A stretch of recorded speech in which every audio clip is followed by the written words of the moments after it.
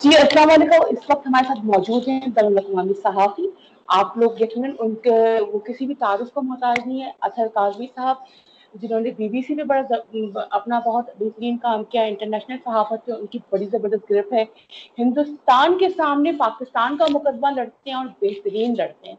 माशाल्लाह हिंदुस्तान के सामने हिंदुस्तान टीवी पे इस किस्म के इंडियन एंकर्स को जवाबात देते हैं कि मैं समझती हूँ कि उनकी तबीयत को साफ करने के लिए अतहर काज़मी साहब जैसा सिपाही, अतहर काज़मी साहब जैसा जफाकश नौजवान, हमारा बेहतरीन हमारा एक नाम बड़ा जबरदस्त हिंदुस्तानी टीवी पे छाया हुआ है। अस्सलाम वालेकुम सर, बहुत बहुत शुक्रिया कि आपने टाइम दिया। आप कैसे हैं सर? आप ठीक ठाक हैं? थैंक यू सो मच, बहुत शुक्रिया आपने मुझे बुलाया। सर बात ये है कि आपकी नज़र से ज़ाहिर सी बात है ये रिपोर्ट गुजरी होगी, क्योंकि माशाल्लाह आपकी तो पहले जैसे कि मैं कह चुकी हूँ कि आपकी एक इंटरनेशनली बड़ी ज़बरदस्त गिरफ्त है।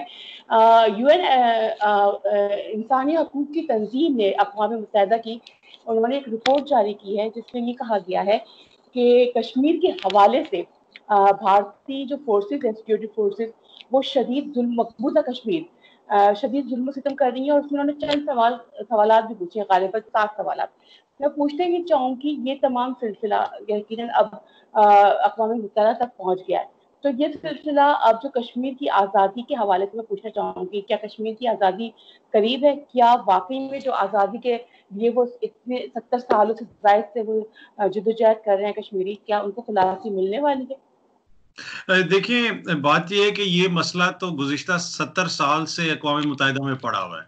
तो अभी एकदम से अगर हम ये होप लगा लें कि अगर कोई छोटी रिपोर्ट या कोई क्वेश्चन उठाए तो उसके बाद कश्मीर की आज़ाद हो जाएगा या उसमें कोई बहुत ज़्यादा प्रोग्रेस होगी, तो मेरे ख्याल में वो सही नहीं होगा। ये मसला तभी हल होगा जब अक़वाम मुत्तहिदा की सिक्योरिटी काउंसिल्स की जो रेज़ोल्यूशंस हैं उनके ऊपर अमल दरामद होगा। और मुझे नहीं लगता कि बैनुल-अक़वामी बरादरी, ख़ुसूसन जो बड़ी ताकतें हैं, आप उनमें अमेरिका का नाम ले लें, आप उसमें इंग्लैंड का बरतानिया का नाम ले लें, और जो दीगर बड़ी ताकतें हैं, वो जब तक वो सारे इसके पीछे वेट नहीं डालेंगे तो अक़वाम मुत्तहिदा के रूट से ये इस चीज़ का हल होना मुश्किल है। जहाँ पे देखें इन ताकतों की अपने मफादात होते हैं, जहाँ पे इनके अपने जिसे आप कह सकते हैं इंटरेस्ट होता है, वहाँ पे ये मसले हल करवा लेते हैं, वहाँ पे नए मुल्क भी बन जाते हैं। हमने साउथ सूडान में देखा, सूडान को देखा इन्होंने किस तरह 2 मुल्क बना दिए। उसके बाद हमने ईस्ट तिमोर में देखा कि इंडोनेशिया से अलग कर दिया गया ईस्ट तिमोर को।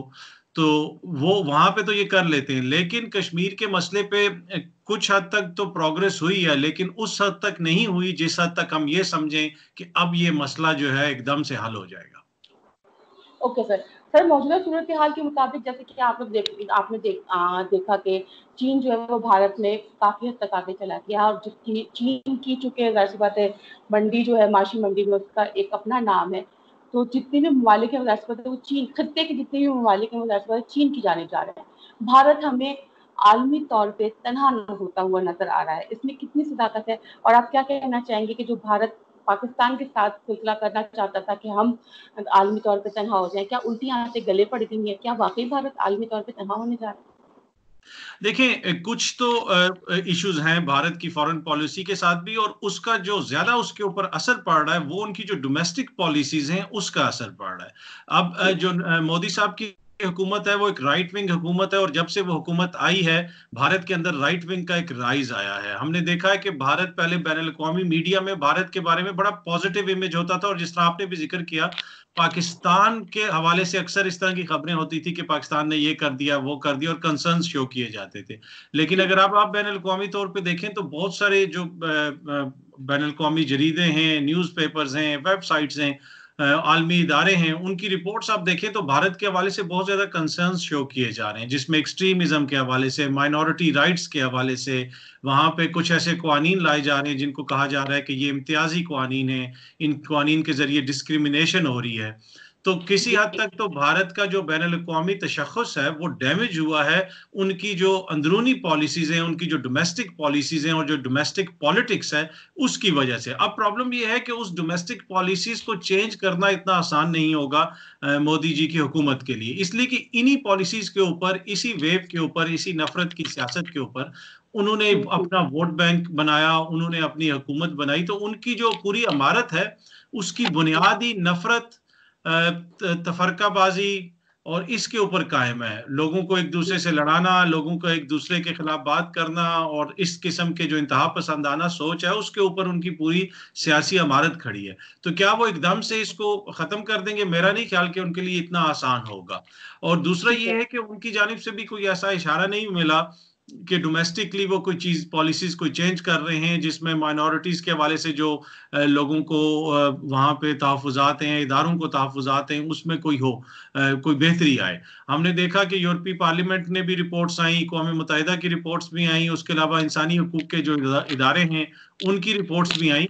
तो यकीनन बैनुल अक़वामी तौर पे भारत को उसके तशख़्ख़ुस को नुकसान तो पहुंचा है, लेकिन अगेन जिस तरह मैंने पहले भी कहा कि देखिए जो आलमी सफारतकारी है, दुनिया के जो ताल्लुकात होते हैं ये म्यूचुअल इंटरेस्ट पे होते हैं, ये कभी भी इखलाकी इक़दार पे नहीं होते, ये कभी भी कोई अच्छे बुरे की उस पे नहीं होते कि जी मॉरल हाई ग्राउंड पे हमने अपने कोई सफारती ताल्लुकात बनाने हैं या किसी की मुखालफत करनी है। अनफॉर्चुनेटली होना तो ऐसा ही चाहिए कि इखलाकियात को सामने रखा जाए, ईमानदारी से बात की जाए बैनुल अक़वामी फोरम्स पे भी, लेकिन होता ऐसा नहीं है।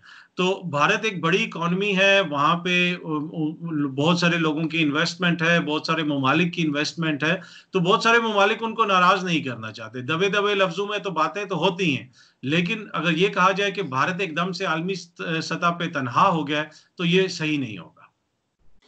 ओके सर, आपको क्या लगता है कि वैसी बात है, आप वही वाली बात है कि बैनुल अक़वामी तौर पे आपका मुताबिक कहा आपने। सर मैं पूछना ये चाहूंगी कि क्यों नहीं जैसे चीन जो है वो भारत के अंदर घुसा हुआ है, मगर हम ये तमाम तर मामला इंटरनेशनल मीडिया पे इस तरीके से हाईलाइट होता हुआ क्यों नहीं देते? इस तमाम तर मामले देखिए आलमी मीडिया की उस पे नजर क्यों नहीं है, या वो इसको बयान करने से क्यों कातर है? मतलब कि चीन जो अंदर आ गया आलमी मीडिया उसको क्यों नहीं बयान कर रहा? और वो इतना ज्यादा हाईलाइट नहीं हो रहा ना, जितना ज्यादा हाईलाइट आई थिंक हो जाना चाहिए था। अगर ये सब जैसे हमारे यहाँ आपको याद होगा 27 फरवरी को उन्होंने सिर्फ दरख्त गिरा के, 26 फरवरी को वो सिर्फ दरख्त गिरा के गए थे, तो एक शोर सा मच गया था आलमी मीडिया पे।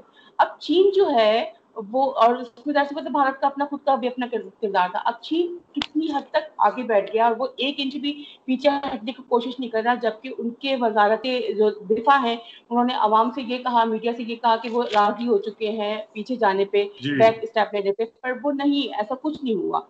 वो सिर्फ और सिर्फ झूठ की बुनियाद पे बात थी। तो आलमी मीडिया उस तरीके से वो क्यों नहीं हाइप क्रिएट हो रही कि जी। जैसे हो जानी चाहिए थी? आप क्या अच्छा, कहेंगे? उसमें देखिए उसमें होता ये है कि अगर मेरे घर में कोई प्रॉब्लम होगी तो मैं बाहर जाके शोर डालूंगा तो लोगों को उस प्रॉब्लम का पता चलेगा और लोग उस प्रॉब्लम के ऊपर बात करेंगे।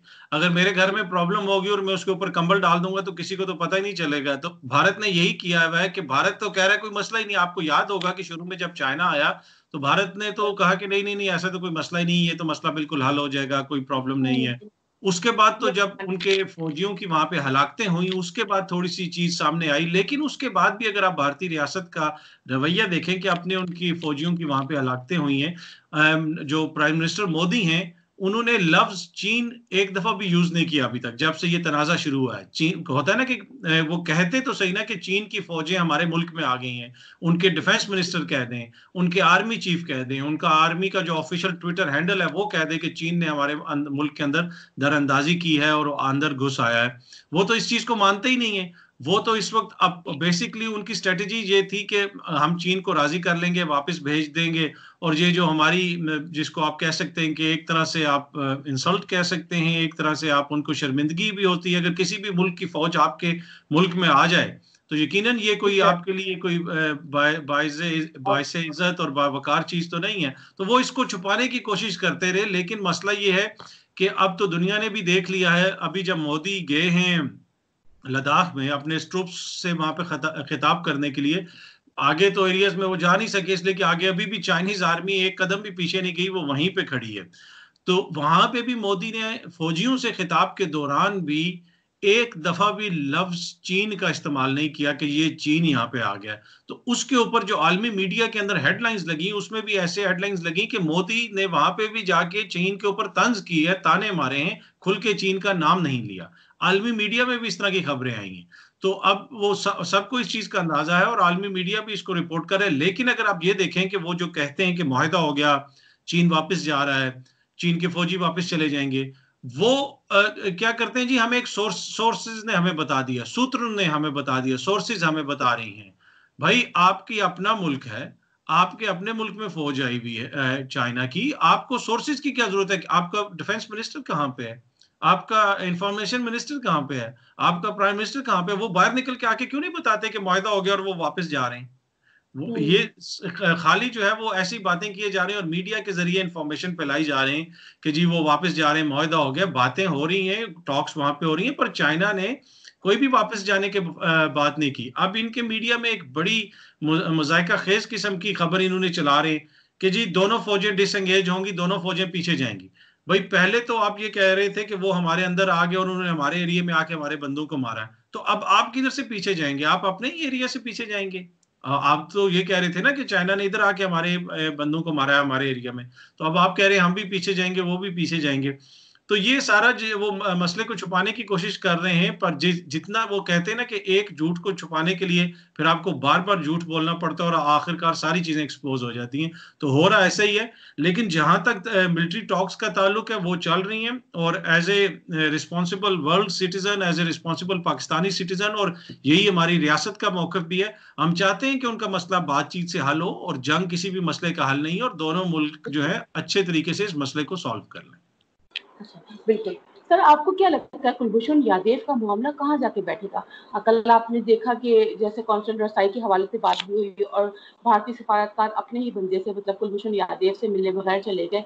आखिर क्यों? क्या ये बुज़दिलाना इक़दाम नहीं है? आखिर क्यों नहीं उन्होंने कुलभूषण यादव से मुकम्मल वो बात की जो बात करने के लिए आए थे? जबकि पाकिस्तान ने तो उनकी हर ख्वाहिश पूरी की थी, वही शीशा भी हटा दिया था, तो रिकॉर्डिंग भी नहीं हो रही थी। बात करने में क्या कबाहत थी भारतीय सफारतकारों को? और इस तरीके से मैदान छोड़ के चला जाना या अपने बंदे से बात ना करना, क्या बुज़दिलाना इक़दाम नहीं है? आप क्या कहेंगे? जी देखें, जिस तरह पहले भी मैं आपको कह रहा था कि आपके 20 फौजी मर गए, तो आपने एक दफा भी उसका नाम नहीं लिया जिसने आपके फौजियों को मारा। तो उन लोगों से ये एक्सपेक्ट करें कि आप कोई बहादुरी एक्सपेक्ट करें, मॉरल हाई ग्राउंड एक्सपेक्ट करें कि वो करेंगे ऐसा, तो मेरा ख्याल में ये जो है ना दुरुस्त नहीं होगा। उनका जो रवैया रहा है वो हमारे सामने है। बाकी ये देखें, भारत 1 बिलियन का मुल्क है, 1 अरब से भी ज्यादा की आबादी है, और वहां पे मेरी तरह के, आपकी तरह के आम लोग हैं, और बहुत अच्छे लोग भी वहां पे रहते हैं। प्रॉब्लम यह है कि उनकी जो हुकूमत की पॉलिसीज हैं, हमें उससे इख्तिलाफ है। हमें जो वो यहाँ पे अगर दहशत गर्दी के लिए कोई खलबोशन भेजते हैं तो हमें उससे इख्तिलाफ है। हमें किसी के भारतीय आम शहरी से कोई इख्तिलाफ नहीं, ना मजहब की बुनियाद पे, ना कोई और कोई और हमारा मसला है। वो हमारा मसला ये है सिर्फ ये कि आपको जो कश्मीर का एक डिस्प्यूट है, जो इंटरनेशनली रिकग्नाइज्ड डिस्प्यूट है, आप उसको हल करें, ना कि उसकी तरफ से तवज्जो हटाने के लिए आप बलोचिस्तान के अंदर गड़बड़ करवाएं, आप कुलभूषण यादव जैसे कैरेक्टर्स भेजें हमारे मुल्क के अंदर। उससे ये चीजें हल नहीं होंगी। करवाएं।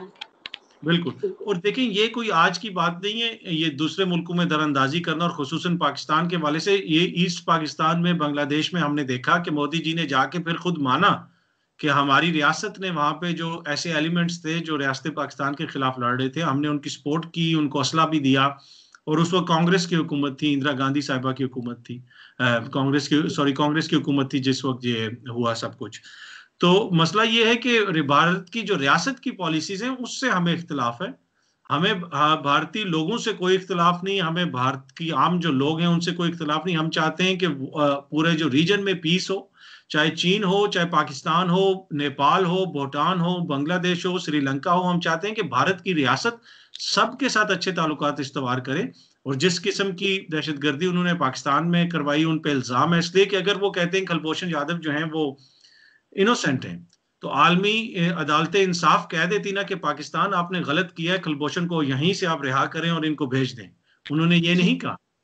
तो मसला ये है कि ये तो बात अब वो आलमी अदालत तक ले जाके उन्होंने इसको खुद ही इंटरनेशनलाइज कर दिया इस मसले को, और अब आके उसको उसके साथ आप जो है बात भी नहीं करते। तो ये मैसेज जो है हमसे ज्यादा भारतीय लोग भी देख रहे हैं, और उनके अंदर भी फ्रस्ट्रेशन है कि ये कैसी हमारी हुकूमत है कि हमारे 20 बंदे मर जाते हैं और ये उसका नाम भी नहीं लेते जिसने हमारे 20 बंदे मारे हैं।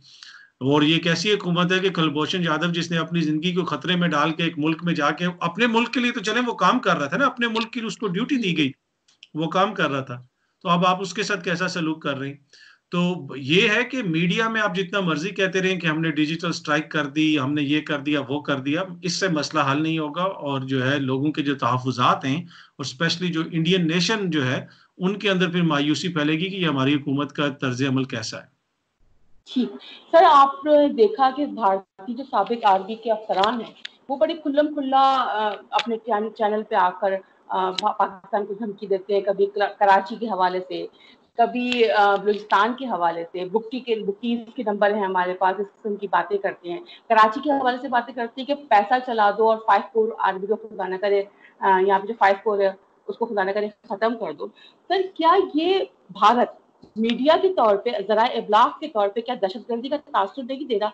और आप क्या कहेंगे कि क्यों नहीं हमारे जो दफ्तर खारजा है वो इस जानिब आलमी इदारों की तवज्जो दिलाता? आखिर ये हमारी जानिब से क्या कमजोरी है, या हम किस बात का इंतजार कर रहे हैं, या हम इस जानिब क्यों नहीं अक़वाम आलम की इस तरफ तवज्जो दिलाते कि देखिए ये तो असल दहशतगर्द तो ये लोग हैं जो अपने मीडिया में बैठ के बड़े बबागे दौहल ये कह रहे होते हैं कि पैसा चला देंगे, कराची को भरवा देंगे, दहशतगर्दी बलूचिस्तान को अलग करवा देंगे।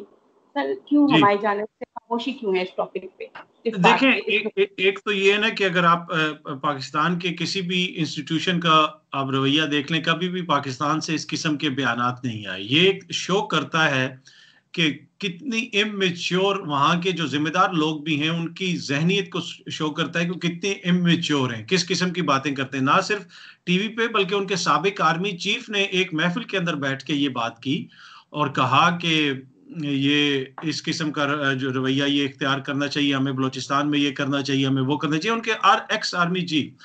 तो ये पूरी उनकी प्रॉब्लम है। उनकी जो रियासत के जो वो लोग हैं, जो जिम्मेदार लोग हैं, उनका रवैया इंतहाई गैर संजीदा। और दूसरा ये है कि उनकी फ्रस्ट्रेशन भी है। अब मसला ये है कि वो अपनी नेशन को एक ख्वाब बेचते आए हैं और ख्वाब बेच रहे हैं। अगर आप इंडियंस के साथ इंटरेक्ट भी करें तो वो ये समझते हैं कि जैसे हम सुपर पावर बन गए हैं, हम अमेरिका हैं और पाकिस्तान कुछ भी नहीं है।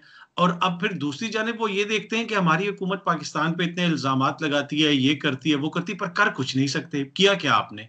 आपने किया क्या? आपका पायलट भी पकड़ लिया, आपके जहाज भी मार गिराए, आपका जासूस भी पकड़ लिया, तो आपने किया क्या?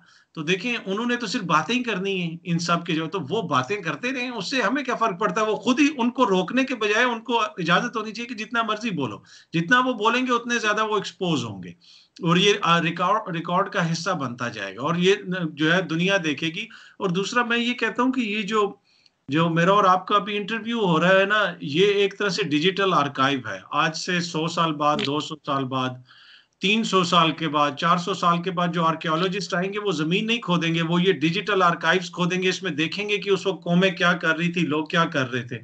और वो देखेंगे कि इन लोगों का मीडिया, जब वो आके देखेंगे और ये चीजें देखेंगे, तो उनको भी अंदाजा होगा कि जब मुल्क में एक तरफ ये हालात थे और ये इस तरह की ये लोग बातें कर रहे थे और इस तरह का तासुर दे रहे थे, तो वो भी हंसेंगे इनके ऊपर। तो ये तारीख का हिस्सा बन रही हैं ये सारी चीजें, और आने वाली नस्लें भी इनको देखती रहेंगी।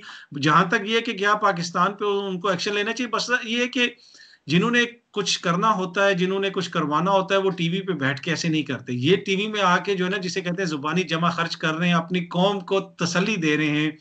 और पर इसमें जो लम्हा फिक्रिया भी है और थोड़ी सी, जिसे मैं कह सकता हूँ कि बाइस हैरत चीज भी है, कि वो कौम भी कैसी है जो इस तरह की चीजों को बाय कर लेती है, इस तरह के प्रोपेगेंडे से खुश हो जाती है कि सर्जिकल स्ट्राइक हो गई, चाइना के हमने 100 बंदे मार दिए। भाई, चाइना ने के आपने 100 बंदे मार दिए, पर वो उधर ही है और आप वापस भाग के आ गए। तो ये उस कौम को भी सलाम है जो इस तरह की चीजों को मान लेते हैं, और इन लोगों को भी सलाम है और इनकी अकल को भी सलाम है जो टीवी पे बैठ के इस किस्म की बातें करते हैं।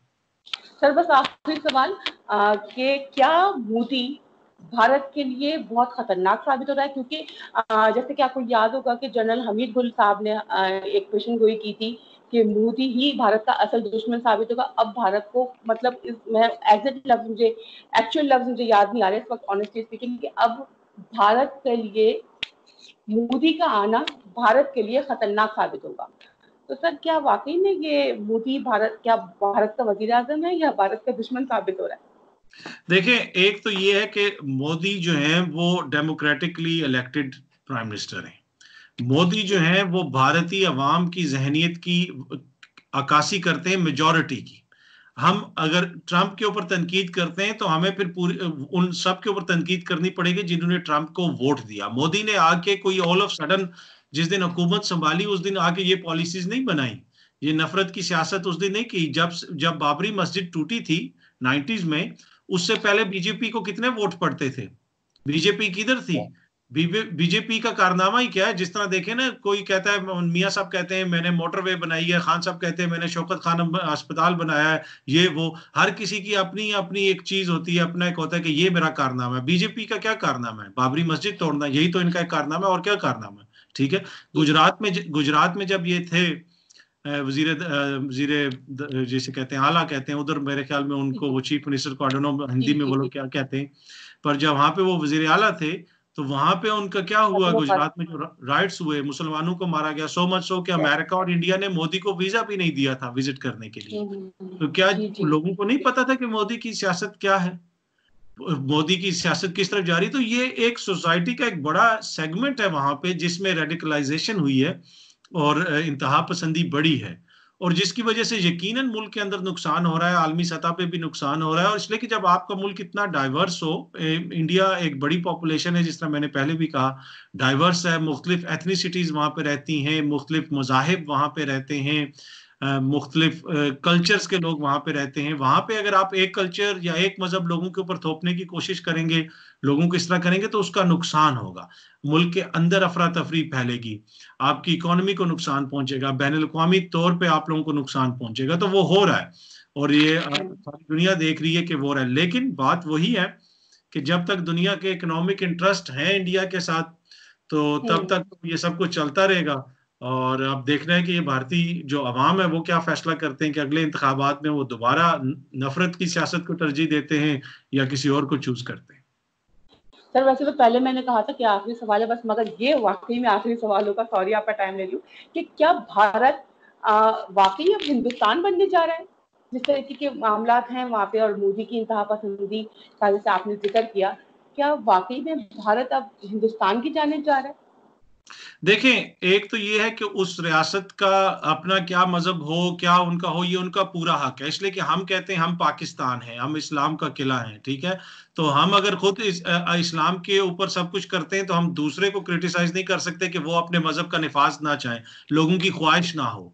अगर उनके लोगों की ख्वाहिश है कि वो अपने मजहब का निफाज चाहते हैं तो हमें उससे कोई प्रॉब्लम नहीं है। इसलिए कि हमारा मजहब हमें सिखाता है हम तमाम मजाहिब की इज्जत करते हैं, तकरीम करते हैं, हम किसी के झूठे खुदा को भी बुरा नहीं कहते इसलिए कि वो हमारे बारे में गलत अल्फाज इस्तेमाल करेगा।